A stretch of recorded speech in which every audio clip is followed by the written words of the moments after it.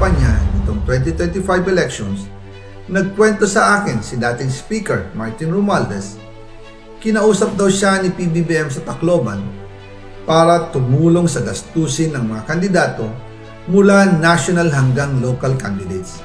Ang sagot ni Speaker, naibigay na niya ang SOP collections sa Bureau of Customs na umabot sa 11 billion pesos.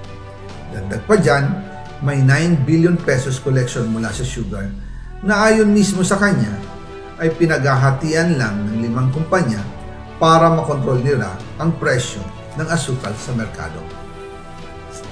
At iba pa ang kita mula sa importasyon ng sibuyas na hawak naman ni Martin Araneta, kapatid ni First Lady Lisa Araneta Marcos.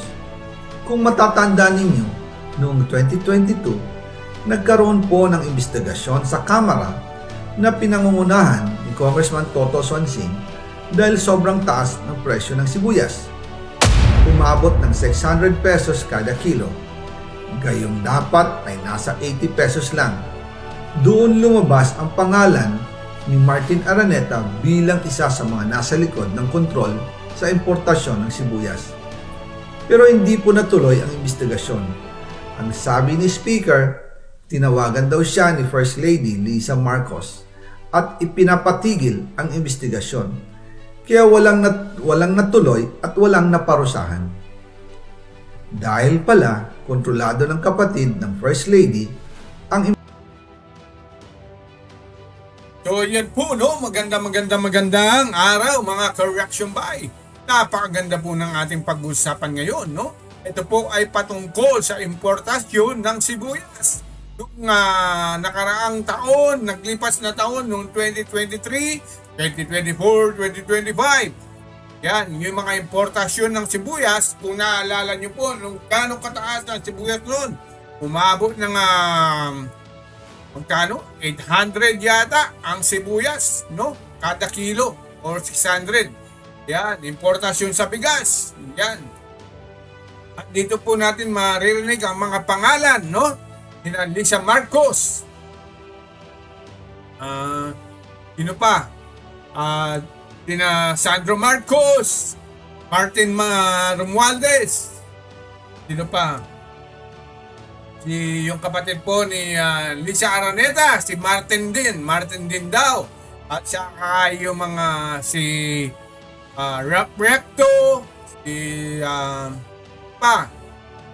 Laurent Chu. Yan po, maririnig po natin lahat, pati si BBM. Lahat po niyan ay binanggit po dito sa video ito ni Saldico.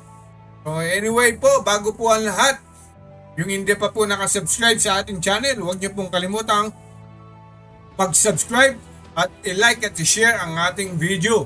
So bago po natin rekta kay Saldico, konting patalastas muna yung ating mga love song, no? Yan. Alam nyo na kung ano ang love song natin, no?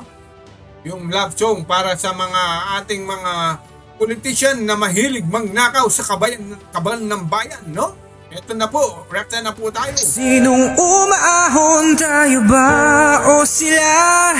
Mga ngiti nila habang nakalubog ka pa sa napuntang bulsa. Pinaghirapan kong mga barya, minumulto na ng mga pangako nyo. Makinig kayo. Nang dahil sa hangarin nyo na makuha ang gusto nyo, kulang pa ba ang sahod nyo? Kaya kayo nagnanakaw. Di ba kayo nahiyak? Lalo na sa ibang bansa. Tayo ay nagkagulo dahil sa gawain nyo. Sana ay managot kayo. Customs na umabot sa 11 billion pesos. may 9 billion pesos collection mula sa sugar. Ang kita mula sa importasyon ng sibuyas na hawak naman ni Martin Araneta. Tinawagan daw siya ni First Lady Lisa Marcos at ipinapatigil ang investigasyon. Sa First Lady Lisa Marcos mismo ang may hawak sa mga rice importers. Dahil pala sa dami ng SOP at remittance na ipinapasa sa bawat transaksyon. Ang pinakamakapangyarihang pamilya pa mismo ang sangkot sa ganitong sistema.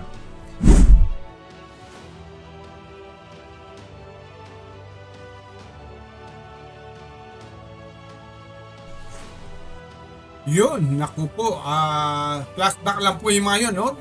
Isipin nyo, pati po mga rice, mga importasyon, merong mga SOP, no? Ayan. Pati pala yan, may mga SOP na, no? So, alam nyo naman po yung SOP.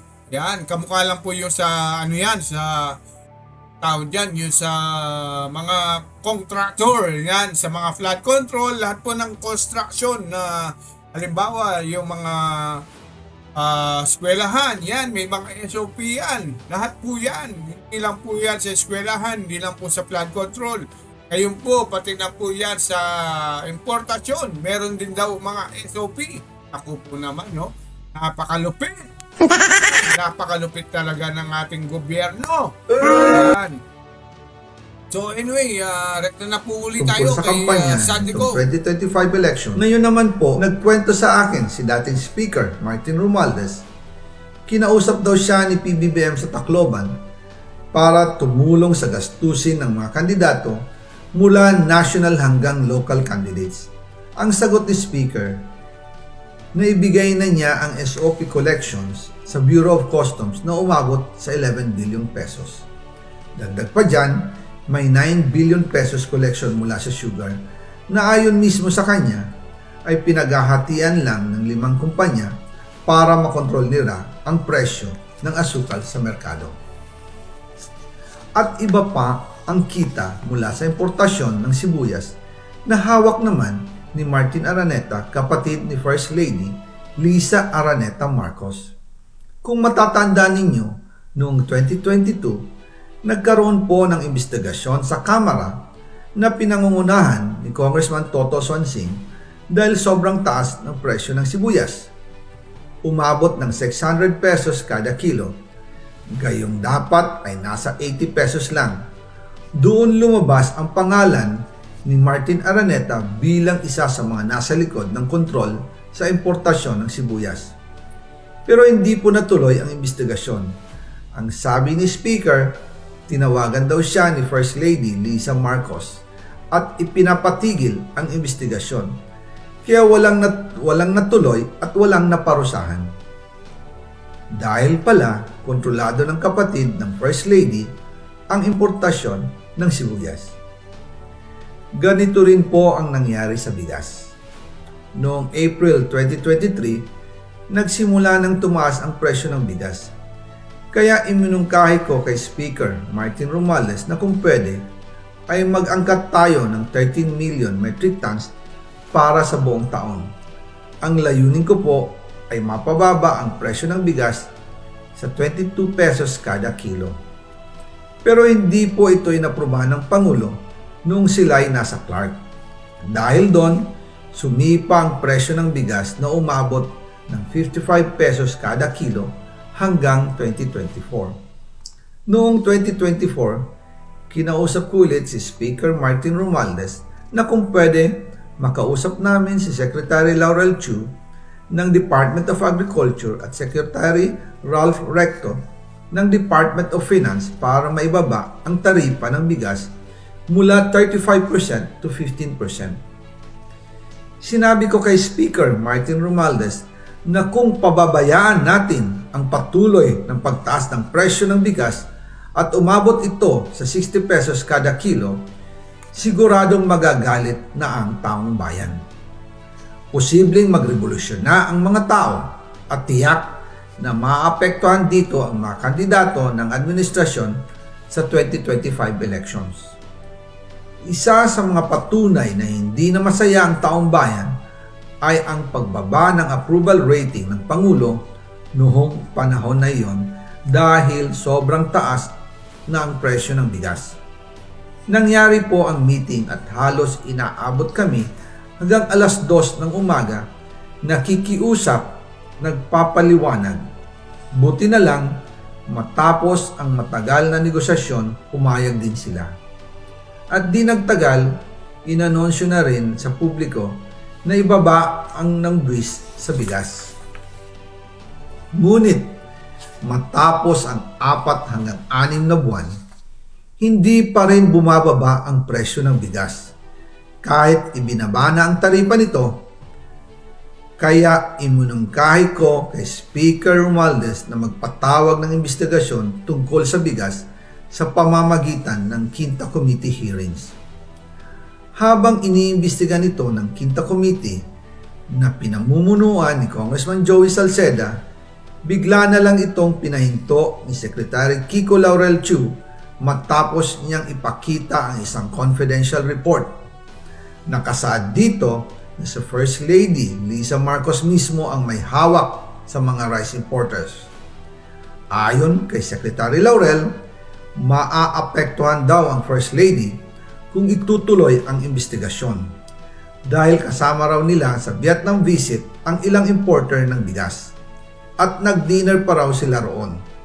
At nung araw din yun, tumawag si Congressman Sandro Marcos kay Speaker Romualdez upang ipatigil ang House investigations tungkol sa bigas as instructed ng Pangulo. Magkasama kami ni Speaker Martin Romualdez nang tumawag si Congressman Sandro Marcos. Dumating din si Secretary Laurel Chu sa Manila Polo Townhouse at doon siya pinagalitan ni Speaker dahil inilabas niya ang confidential report na nagdidiin sa First Lady sa issue ng rice smuggling. Humihingi ng paumanhin si Secretary Laurel Chu at sinabi niyang, "Pasensya na, masyado akong naive." Doon namin naintindihan kung bakit.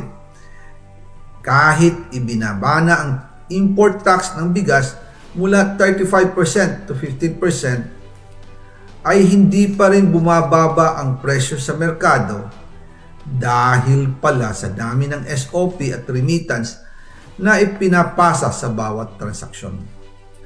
Dagdag pa po, maraming importers ng isda ang nagre-reklamo dahil kontrolado ito ng kaunting kumpanya lamang. Wala naman daw tax sa importation tuwing lean season, pero kahit ganoon, hindi pa rin sila nabibigyan ng permit to import. Ang mga kaunting kumpanya na ito lang ang nabibigyang permit to import. Dahil dito, kontrolado din ang presyo ng isda at ito din ang dahilan kung bakit mataas ang presyo ng galunggong. Mga kababayan, hindi dapat naghihirap ang Pilipinas. Hindi dapat ganito kamahal ang mga pangunahing bilihin tulad ng bigas. At higit sa lahat, hindi dapat nagugutom ang mga Pilipino. Wala silang malasakit sa taong bayan, lalo na sa mga mahihirap. Inaabuso ang kapangyarihan, nagiging negosyo ang pera ng taong bayan. Masakit man tanggapin, pero ito ang katotohanan. Ang pinakamakapangyarihang pamilya pa mismo ang sangkot sa ganitong sistema. Mula sa Pangulo, First Lady, hanggang sa anak, sila mismo ang nagtatakda, kumukontrol, at nakikinabang sa mga transaksyon dapat sanay para sa kapakanan ng sambayanan. Hawak at kontrolado nila halos lahat ng ahensya, kaya nagagawa nilang itago ang katotohanan. Sa mga susunod na araw, marami pa po akong isisiwalat. Maraming salamat sa inyong oras at patuloy na pag-unawa. Naway, magising tayo sa katotohanan at sama-sama nating hanapin ang hustisya para sa bayan. Yan, narinig po natin si Saldico. Ayan, yung mga kanyang revelation ay mula tatay hanggang anak. Dali na po lahat yan, no? Ako po, Pati pala si Lisa Marcos, di umano, ay negosyante rin pala sa mga, anong tawag dyan, sibuyas, bigas. Naku po naman, ang dami po lang negosyo. Iyan. Anyway, kayo na pong bahalang umusga, di umano na sila pala ay di umano ay mga negosyante ng mga bigas sa importasyon, no? At meron pang SOP. Ayan. Alam nyo naman po ang SOP, no? Pampadagdag yan sa mga ating gastusin. Lalo na tayo sa ating mga mahihirap, no? Explain lang ho natin yan kung paano tataas yan, no? Kasi po ang negosyante, hindi naman po magpapalugi yan, di ba? O halimbawa, binili yan sa Thailand, yung bigas ng halimbawa, isang sako, 25 kilos. Binibili po natin yan, di ba? Mga 800. Doon, baka binili lang yan, mga 400, no? Tapos dito, nabayaran mo ng tax, taripa. Tapos dadagdagan pa ng SOP. Kaya po patong-patong na yan. So yung mga nagne-negosyong maliliit, yan, konti na lang yung tubo. No? Kumbaga, konti na lang yung tubo. Napupunta lahat yan sa Bureau of Customs, no? Mga tax, yan. Kaya yan po ang ating, pero kung wala po yun, yung mga taripa, SOP, panigurado, kung magkano lang yung hinangkat nila yon, kung halimbawa 400, dagdagan mo ng 100, edi 500 na lang. Titinda pa yan, edi 550 na lang ang isang sako. Kaya, mas mura, no? Ganun po ang kalakaran, no? Siguro, di umano, ang pagkakaintindi ko. Muna po magtatapos ang ating munting video. Yan, sana po nagustuhan nyo, no? Ang ating video ngayon. Hindi pa subscribe sa ating channel, huwag niyo pong kalimutan mag-subscribe, no? Isang subscribe lang po, masayang na tayo. So God bless.